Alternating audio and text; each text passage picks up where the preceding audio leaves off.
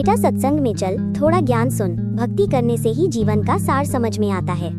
माँ अभी नहीं, स्कूल का काम है और अभी मुझे खेलना है, बाद में चलेंगे। अरे छोड़ दो बहू, बच्चा है, खेलने दो इसे, और जब हमारी उम्र में आएगा तब भक्ति अपने आप कर लेगा। कब समझेगा ये बच्चा कि जीवन कितना नश्वर है, पता नहीं कब क्या हो जाए। बिना सद्भक्ति के 84 लाख योनियों में कष्ट भोगने पड़ते हैं। क्यों, तुम लोग तो भक्ति के कारण पागल हो चुके हो। मेरे लाडले पोते को भी पागल बना दोगी। इस उम्र में अच्छा परिवार बनाओ, पैसे कमाओ, भक्ति तो बुढ़ापे में कर लेना। माँ, ये आप ठीक नहीं कर रही। गुरुजी रोज आए दिन सत्संग में बताते हैं, मानुष जन्म पाय कर जो नहीं रटे हरि नाम, जैसे कुआं जल बिना बनवाया क्या काम। अगर इस मनुष्य जन्म के रहते आपने भक्ति नहीं की तो अगले हर जन्मों में भारी दुख ही दुख है। हाँ माताजी, मान लीजिए कहीं मरने के बाद आप कुत्ते और गधे की योनि में चले गए तो टुकड़ों के लिए रोते फिरोगे। अरे रहने दो बहू, आगे किसने देखा है, जो होगा देखा जाएगा। अभी तो हम अपने बच्चों को हंसते खाते देखना चाहते हैं। कुछ दिन बाद हम भी भक्ति करेंगे, इनको भी लगा ही देंगे। राहुल अपने दोस्तों के साथ पहाड़ों पर खेलने के लिए चला जाता है और खेलते खेलते उसे चोट लग जाती है और वहीं पर मृत्यु हो जाती है। मृत्यु होने के बाद जैसे ही वह अपनी आंखें खोलता है तो वह अपने आप को एक दूसरी ही दुनिया में पाता है। राहुल ने, मैं यहाँ कहाँ आ गया? मुझे मम्मी पापा बताते थे कि यमलोक भी है और वहाँ लेखा चोखा होता है। मुझे लगता है ये सब सत्य है। वहाँ पर यमराज को देखा जिसकी बड़ी बड़ी सिंगर थी और जीने देखकर हर कोई डर जाता, और साथ में चित्रगुप्त को भी देखा। फिर राहुल का जन्म।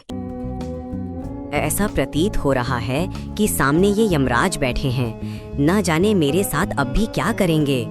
हे भगवान, अब मैं क्या करूं?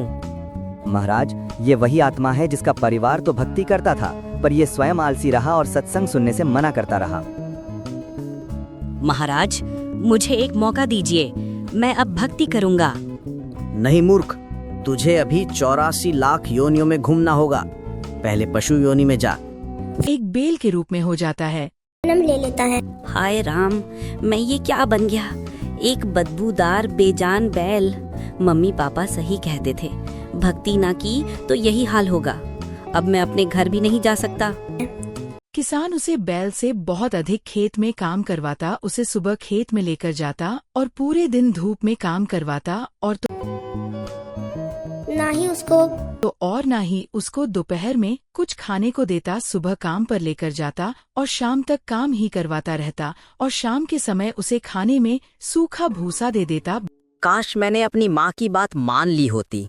बैल रात को बैठकर सोते सोते सो जाता है और सुबह होते ही किसान उसे फिर से खेत में काम करने के लिए ले जाता है, लेकिन खेत में अधिक काम करते करते उसे बैल की मौत हो जाती है और उसे यम के दूत यमराज के पास लेकर चले जाते हैं। महाराज, ये वही आत्मा है जिसने अभी हल चलाकर जीवन बिताया। इसकी अगली योनि गधे की होगी।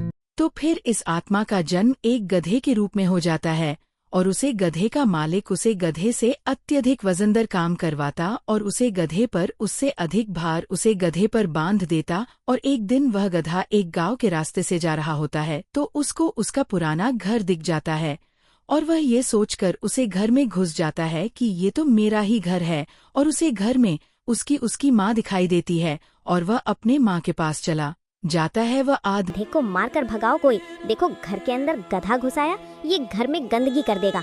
कहाँ है बंसी? हट हट, यहाँ क्या कर रहा है? ये तो मेरे माँ बाप हैं, मुझे मार रहे हैं। इन्हें कैसे बताऊं कि मैं इनका ही रहा? अच्छा, तो तू यहाँ बैठा है हरामखोर। वहाँ कपड़ों का ढेर पड़ा है, सारा घाट पर काम पड़ा है, और तू आकर यहाँ इन भक्तों के घर के सामने आराम फरमा रहा है। रुक जा, अभी बताता हूँ तुझे। चल जल्दी चल। तुझे घास नहीं मिलती क्या जो यहाँ चला आया? ये लोग तुझे क्या समझते होंगे? मेरी तो इज्जत ही डुबो दी तुमने। काश मैंने मम्मी पापा की बात मानी होती तो आज मैं भी उनके पास होता। मैं ये कष्ट नहीं सह रहा होता। मी उसे गधे से दिन रात काम करवाता और शाम को बांधकर उसकी सूखा भूसा खाने को दे देता। अधिक काम करने की वजह से गधा बहुत ही कमजोर हो गया था। मालिक, अब मैं समझ गया हूँ कि सत भक्ति के बिना कुछ भी नहीं है। बिना भक्ति के 84 लाख योनियों में कष्ट सहने पड़ते हैं। हे परमात्मा, मेरा इस जन्म से पीछा छुड़वा दो, मुझे मनुष्य जन्म देकर भक्ति दो। हे परमात्मा, मैं भक्ति करना चाहता हूँ। हे मालिक, दया करो मालिक, अब और सहा नहीं जाता। ठीक है, कुछ समय बाद तुम्हारा मनुष्य का जन्म होगा। मेरे आदेश से फिर मैं तुम्हें नाम दूंगा और भक्ति करना।